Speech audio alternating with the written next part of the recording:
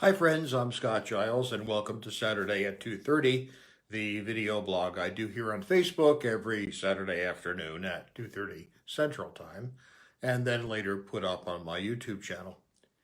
Today I want to talk about being effective. I'm going to draw on two sources of wisdom for this. Personal productivity has always been a huge theme for me. In fact, I often joke that why I've accomplished as much as I have is that I am both high energy and highly organized. But I've made a study of personal productivity techniques. I've used specific methods like the bullet journal, getting things done, uh, which have required actually taking courses or reading books to learn. Um, but there's a different level of productivity that I want to talk about today.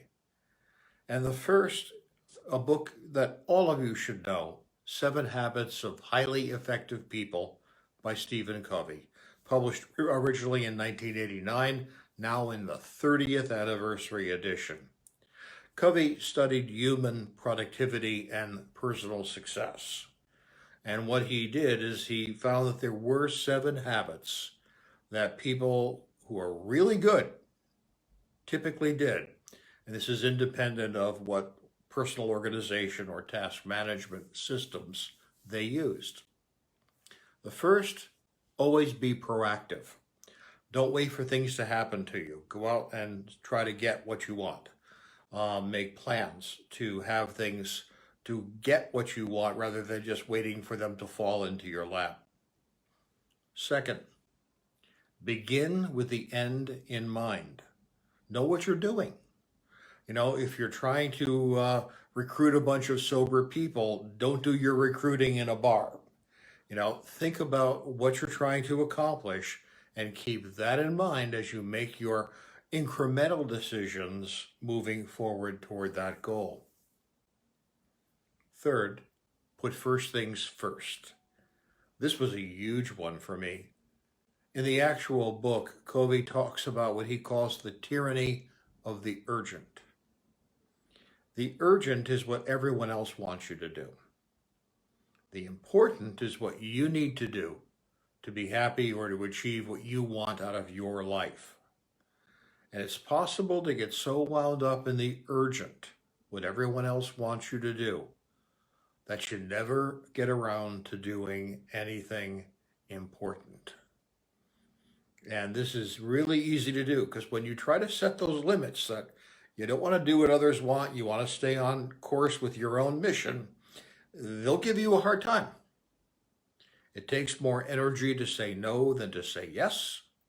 And they won't believe you if you say you don't have time because they just want a little bite out of your time.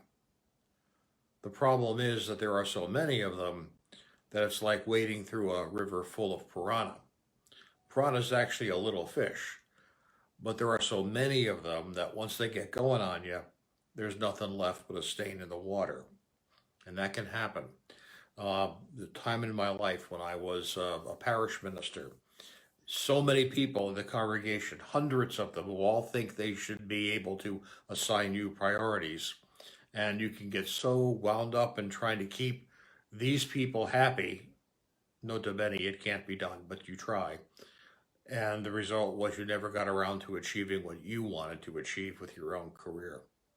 So put first things first. The fourth habit, always think win-win. Let the other person get some of what they want.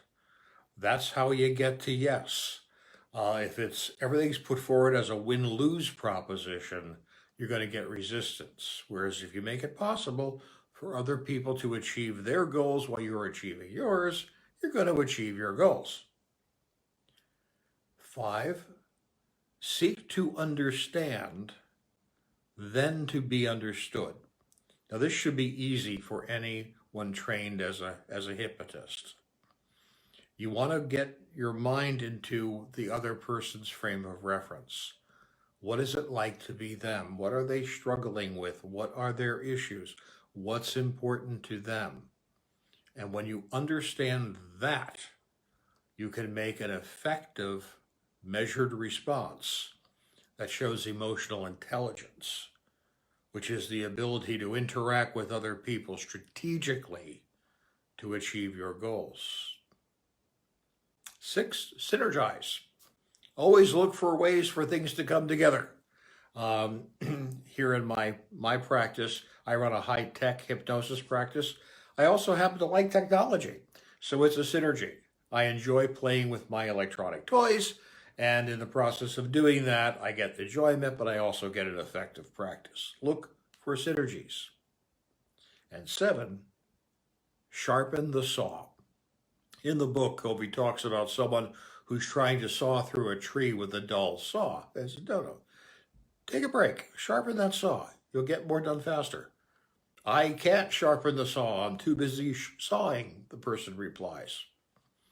Sometimes you need to just pull back and punt and look at your tools, look at your methods, look at your procedures, and make some improvements, and then get back to work with improved tools that will accomplish your goals faster. So those are the 7 habits of highly effective people, and I totally agree that they're one of the cornerstones of being personally effective. The next piece of wisdom I want to draw on appeared recently in the INC magazine, an article by Marcel Schwantes about Warren Buffett. Warren Buffett is 90 years young, the head of Berkshire Hathaway Investments and Financial Management, one of the most wealthy men in the world, one of the most nicest men in the world, a paragon of philanthropy. He lives modestly, happily married in a long-term relationship. He's not a rock star kind of guy, just does his work and does it extremely well. Well, in this interview, he talks about 4 things that he thinks people who get ahead do. And I like them a lot, and I wanted to share them with you. First, pick your friends wisely, because you will move in the direction of the people you associate with. So you want to associate with people who are better than you, who have qualities you would like to have in your own life, because that's how you get them. You observe, you model, you become like those persons. If you associate down with people who don't have as much on the ball as you do, you end up losing your edge. So pick your friends wisely. I would add an additional qualification. Choose your enemies wisely, too. This comes out of the work of the great Greek philosopher Plato in his Republic. He observes, his book called The Republic, he observes that choose your enemies carefully because you become just like them. You end up, in response to what your enemy is doing things like your enemy is doing if you're not careful, and you become like your enemy if you're not careful. And you could end up totally reversing your own values. In martial arts, we talk about a worthy opponent, someone you're going to spar with who's really going to give you a good workout and really challenge your limits and your ability. And that's what you want to have. That's how you become better. So choose your friends wisely, but also if you're going to have a battle, choose your enemies carefully too, so that you don't become like someone who's less than you are. 2, I love this one. Go to bed smarter every day. The article says that Buffett sometimes will spend 80% of his working day reading. And this allows him this buildup of knowledge from this constant investment in himself and in his own intellectual growth. This allows him to make strategic decisions that are absolutely brilliant. And yeah, saves him a lot of time in the long run. And he's able to make a decision relatively quickly because he had that investment of the reading. He says that knowledge builds up just like compound interest on an investment does.